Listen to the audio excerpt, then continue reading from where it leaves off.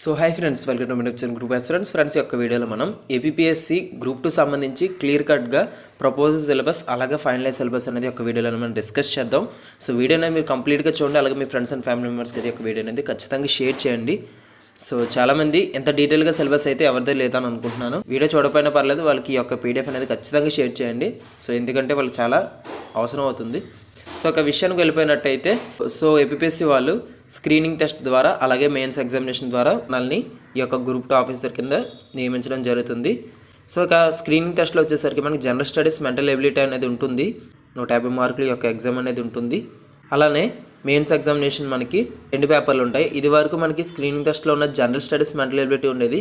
So అది ఇప్పుడు మనకి తీసేయడం జరిగింది. అయితే ఇప్పుడు పేపర్ 1లో సోషల్ హిస్టరీ ఆఫ్ ఆంధ్రప్రదేశ్ అంటే ఏపీ హిస్టరీ, అలానే general overview of the Indian constitution అంటే ఇండియన్ పాలిటీ. సో ఈ రెండు కలిపి ఇది 75 మార్క్స్, అలాగే ఇది 75 మార్క్స్ కలిపి 150 మార్కులకి అయితే పేపర్ 1 అనేది కండక్ట్ చేస్తున్నారు. ఇక పేపర్ 2 విషయానికి వస్తే ఇండియన్ అండ్ ఏపీ ఎకానమీ, అలానే సైన్స్ అండ్ టెక్నాలజీ. సో ఇందులో 75 మార్కులు, అలాగే ఇందులో 75 మార్కులు పేపర్ 1 లాగే. మొత్తం మనకి 150 మార్కులకి యొక్క పేపర్ 2 అనేది కండక్ట్ చేస్తారు. ఇక general studies, mental ability syllabus చూసుకున్నట్టయితే మనకి first of all events of national and international importance. దీని అర్థం ఏంటంటే మనకి కరెంట్ అఫైర్స్ ఉండే చూసారా, ఆ యొక్క కరెంట్ అఫైర్స్ అనేవి మనకి ఈవెంట్స్ ఇస్తారు. అంటే ఒక అంశం ఇచ్చి ఆ అంశం మీద మనకి ఇటీవల మనకి జరిగిన గ్రూప్ 1లో చూసుకున్నట్టయితే మీరు జతపరచండి లేదా సరైన వాక్యం, సరికాని వాక్యం అని అడిగారు చూసారా, అది events of national and international importance. అంటే as usual current affairs, international, national and regional, ప్రాంతీయ, జాతీయ, అంతర్జాతీయ కరెంట్ అఫైర్స్ అనేవి చదువుకోవాలి.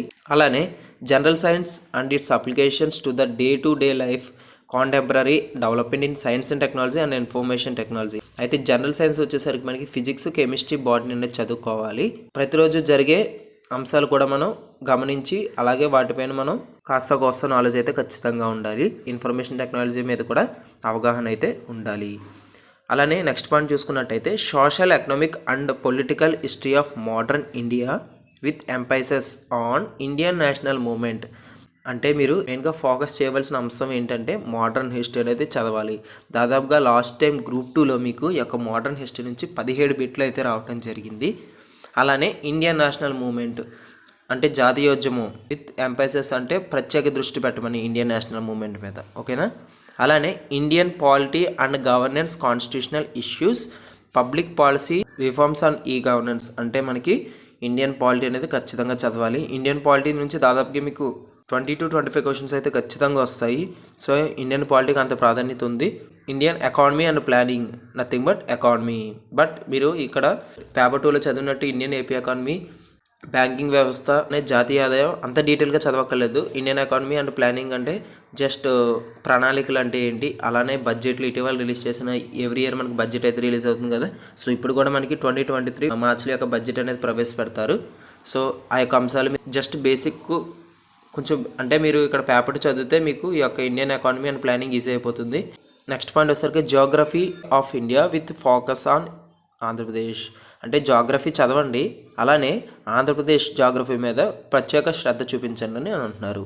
అలానే disaster management, vulnerability profile, prevention and mitigation strategies, applications of remote sensing and GIS in the assessment of disasters అంటే విపత్తులు సంబంధించి కొన్ని ప్రామాణిక పుస్తకం చూసారా, అది మీరు చదువుకుంటే సరిపోతుంది. అలాగే కరెంట్ రిలేటెడ్ ఈ GIS ట్యాగ్లు అవిని మీరు అప్డేట్ చేసుకుంటూ ఉండాలి. ఇక నెక్స్ట్ పాయింట్కి వచ్చేసరికి sustainable development and environmental protection, సుస్థిర అభివృద్ధి కోసం ప్రత్యేక శ్రద్ధ చూపించండి. అలానే ఎన్వైరన్మెంటల్ ప్రొటెక్షన్ కూడా ఖచ్చితంగా చదవండి. సో మనకి యొక్క ఎన్వైరన్మెంటల్ ప్రొటెక్షన్ అలాగే సైన్స్ కలిపి ఒక పుస్తకం అయితే ఉంది, ప్రసన్న హరికృష్ణ సార్. ఆ పుస్తకం తీసుకోవాలనుకునేలా ఉంటే తీసుకోండి. అలానే logical reasoning, analytical ability and logical interpretation అంటే రీజనింగ్. సో జస్ట్ ఇది మనం బేసిక్ నేర్చుకుంటే సరిపోతుంది, అంత డెప్త్గా నేర్చుకోవాల్సిన లేదు. అలానే మనకి ఒక గ్రూప్ 2 సంబంధించి అర్థమెటిక్ అనేది లేదు, ఓన్లీ రీజనింగ్ మాత్రమే. ఈ యొక్క రీజనింగ్ అనేది ఈజీ కాబట్టి మ్యాక్సిమం మార్క్స్ అనేది ఎక్కువ మీరు సెక్యూర్ చేస్తే ప్రిలిమ్స్ క్లియర్ చేయడానికి అవకాశం అయితే ఎక్కువ ఉంది. Next point data analysis, tabulation of data, visual representation of data, basic data analysis, summary statistics such as mean median mode and variance and interpretations. So మన స్టాటిస్టిక్స్ చదువుకున్నాం కదా, అందరూ చదువుకునే ఉంటారు, డిగ్రీ వరకు చదువుతారు కాబట్టి మీన్ మీడియన్ మోడ్ ఆల్రెడీ మన 10th చదువు అనుకోండి. అది ఒక డేటా అనాలిసిస్ మీద వాటి క్వశ్చన్స్ అడగచ్చు, లేదా డెఫినేషన్స్ అడగచ్చు వీటి మీద, లేదా డేటా ఇంటర్ప్రిటేషన్ మీద ఒక సమ్స్ కూడా ఇవ్వచ్చు. ఇక మెయిన్స్ ఎగ్జామినేషన్ సిలబస్కి వచ్చేసరికి ఇందులో మనకి పేపర్ 1, పేపర్ 2 అనేది ఉంటుంది. పేపర్ 1లో మనకి social and cultural history of Andhra Pradesh అంటే ఏపీ హిస్టరీ. మొదటి యూనిట్లో మనకి శాతవాహనుల కోసం అయితే ఉంటుంది, అలాగే ఇక్ష్వాకుల కోసం ఉంటుంది, అలానే విష్ణు కుండీల కోసం, వేంగి చాళుక్యులు, అలాగే తూర్పు చాళుక్యుల కోసం ఒక ఫస్ట్ యూనిట్ అనేది ఉంటుంది. సెకండ్ యూనిట్ అంటే మనకి various major and minor dynasties చదవాలి, అలానే growth of Telugu language, literature, అలాగే ఆర్కిటెక్చర్, పెయింటింగ్ ఇవన్నీ చదువుకోవాలి మన యొక్క సెకండ్ యూనిట్లో. అడ్వెంట్ ఆఫ్ యూరోపియన్స్, అలానే trade centres Andhra under the company 1857 revolt and it impact on Andhra establishment of British rule. అంటే 1857 రివోల్ట్ జరిగింది కదా, అంటే తిరుగుబాటు జరిగింది కదా, దీని యొక్క ఇంపాక్ట్ అనేది ఆంధ్రప్రదేశ్ మీద ఎలా పడింది అన్న అంశం చదవాలి. చూసుకున్నట్టయితే growth of nationality movement in Andhra Pradesh between 1885 to 1947. ఇక్కడ 1885 అనేది ఎందుకు ఇచ్చారంటే మనకి ఈ యొక్క బ్రిటిష్ ఈస్ట్ ఇండియా కంపెనీ అనేది 1757 నుంచి 1857 సిపాయిల తిరుగుబాటు వరకు వీళ్ళ యొక్క 100 సంవత్సరాల పరిపాలన అయితే జరగడం జరిగింది. ఆ తర్వాత మనకి యొక్క 1885 నుంచి 1857 నుంచి 1947 వరకు క్రౌన్ పాలన అంటాం, అంటే రాజు రాణి పరిపాలించడం అని అర్థం. సో అందుకనే దీని మీద బాగా ఫోకస్ చేయమని చెప్తున్నారు. అలానే origin and growth of Andhra movement, role of Andhra Mahasabhas అంటే ఆంధ్ర మహాసభలు ఎలా జరిగాయి, అలాగే newspapers in the Andhra movement, role of liberty movement and folk tribal culture అంటే ఫోక్ డ్యాన్సులు, అలాగే ట్రైబల్ ఎస్సీ ఎస్టీ వాళ్ళు ఉంటారు కదా, సో ఆ యొక్క కల్చర్ అనేది ఎలా ఉంది ఈ యొక్క ఆంధ్రప్రదేశ్ మూమెంట్లో అది కూడా మనం చదువుకోవాలి. అలానే events leading to the formation of Andhra Pradesh state, Vishalandhra Mahasabha, states reorganisation commission and its recommendations. So 1956 నుంచి 2014 వరకు చదువుకోవాలి. సో ఇది ఏపీ హిస్టరీ మెయిన్స్ ఎగ్జామినేషన్ సిలబస్లో పేపర్ 1. ఇక కాన్స్టిట్యూషన్, ఇండియన్ కాన్స్టిట్యూషన్ 75 మార్క్స్ మనకి. ఇక్కడ 6 అనేది ఎందుకు ఉందంటే ఏపీ హిస్టరీ అనేది 1 to 5 యూనిట్స్ కదా, అలానే ఇండియన్ కాన్స్టిట్యూషన్ 6 నుంచి అనేది నెంబర్ అనేది స్టార్ట్ అయింది. సో 5 ఎక్కడ మిస్ అవ్వలేదు. Nature of Indian constitution, nature, అలాగే constitutional development, salient features of Indian constitution, preamble, పీటీగా ఫండమెంటల్ రైట్స్ ప్రాథమిక హక్కులు, ఇవన్నీ మనం ఈ యొక్క ఫస్ట్ యూనిట్లో అయితే కవర్ చేసుకుంటూ చదువుకోవాలి. ఇక సెకండ్ యూనిట్కి వచ్చినట్టయితే structure and functions of Indian government, legislative, executive and judiciary. అంటే ఇండియన్ గవర్నమెంట్ యొక్క ఫంక్షన్స్ ఏంటి, ఎగ్జిక్యూటివ్ పార్లమెంట్ అనేది ఎలా ఉంటాయి, అలాగే వాటి యొక్క రివ్యూస్, అలాగే యాక్టివిజం అనేది ఎలా ఉంటుందో మనం ఈ యొక్క యూనిట్లో అనేది కవర్ చేసుకుంటూ చదువుకోవాలి. Next unit distribution of legislative and executive powers between the union and the states, CAG and financial commission, CAG article 148. So ఇలాగన్నీ మనం ఆర్టికల్స్ మీద కూడా అవగాహన తెచ్చుకుని మనం ఈ యొక్క యూనిట్ అనేది చదువుకోవాలి. సో నెక్స్ట్ యూనిట్ చూసుకున్నట్టయితే centre state relations need for reforms, Sarkaria commission, Punchhi commission, unitary and federal features of Indian constitution. అంటే ఈ యూనిట్లో మనకి సెంటర్ స్టేట్ సంబంధించి రిలేషన్స్, అలాగే వాటి మీద వేసిన కమిటీల మీద మనం అవగాహన అనేది తెచ్చుకోవాలి. సో నెక్స్ట్ యూనిట్ చూసుకున్నట్టయితే amendment process to the constitution and centralisation. So చాలా చాలా చాలా ఇంపార్టెంట్, ఎందుకంటే మీకు పంచాయతీ సెక్రటరేట్ కూడా ఈ యొక్క 73, 74 రాజ్యాంగ సవరణ కోసం ఖచ్చితంగా అడుగుతారు. సో అలాగే అంత కీలక యూనిట్ అనేది ఖచ్చితంగా మీరు ఈ యొక్క యూనిట్ మాత్రం చదవాల్సింది. అలానే మిగిలిన యూనిట్లు వదలమని కాదు, మిగిలిన యూనిట్లు కూడా ఫోకస్ చేయాలి. మెయిన్గా దీని మీద సెంట్రలైజేషన్, డిసెంట్రలైజేషన్ మీద కూడా ఎక్కువ మీరు ఫోకస్ అయితే చేయాలి. సో నెక్స్ట్ యూనిట్ వచ్చేసరికి Indian political, national, regional, one party, by party, multi party systems కోసం చదవాలి. అలానే డిమాండ్ ఫర్ న్యూ స్టేట్స్, ఈ యొక్క కొత్త స్టేట్ల యొక్క డిమాండ్ అనేది ఎలా ఉంది, అలాగే శ్రీకృష్ణ కమిటీ, అలాగే national integration, threats for Indian unity. Threats అంటే గొడవలు, ఇండియా యూనిట్ సంబంధించి ఎటువంటి గొడవలు ఉన్నాయి యొక్క పాలిటీలు మనం కవర్ చేసుకుంటూ చదువుకోవాలి. అలాగే welfare mechanisms in India, provisions for scheduled cost, tribes and minorities, reservations for SC ST and backward classes, అంటే ఎస్సీ ఎస్టీకి బ్యాక్వర్డ్ క్లాసెస్కి రిజర్వేషన్స్ మీద, అలానే women's commission, national and state minorities మీద, హ్యూమన్ రైట్స్ కమిషన్ మీద మనం ఈ యొక్క యూనిట్ అనేది చదువుకుంటూ వెళ్ళాలి. సో ఇది పాలిటీ సంబంధించి క్లియర్ కట్ సిలబస్. సో ఇక paper 2 Indian and AP economy 75 మార్కులకి అయితే ఉంటుంది. Indian economy present status and national income మీద, అలాగే ప్రెజెంట్ ఇండియా ఎకానమీ అనేది ఎలా ఉందనేది తెలుసుకోవాలి. అలాగే నీతి ఆయోగ్ మీద ఖచ్చితంగా ఫోకస్ అయితే చేయాలి. నీతి ఆయోగ్ మీద బిట్ లేకుండా మనకి ఈ యొక్క క్వశ్చన్ పేపర్ అయితే ఉండదు. అలానే Indian economic policies, agriculture policies అంతే వ్యవసాయం మీద, అలాగే జీడిపి కోసం కూడా చాలా ఇంపార్టెంట్. జీడిపి మీద ఖచ్చితంగా 5 to 7 మార్క్స్ అయితే ఖచ్చితంగా వస్తాయి. అలానే money, banking and public finance అంటే బ్యాంకింగ్ వ్యవస్థ కోసం మనం చదువుకోవాలి. జిఎస్టీ సంబంధించి, గూడ్స్ అండ్ సర్వీస్ ట్యాక్స్ సంబంధించి, అలాగే కరెంట్ అకౌంట్ ఇంబ్యాలెన్సెస్ కోసం, ఫారిన్ ట్రేడ్ పాలసీస్ కోసం మన యొక్క యూనిట్ అనేది చదవాలి. అలాగే బడ్జెట్ కూడా ఈ యొక్క యూనిట్లో మనకు కవర్ అవుతుంది.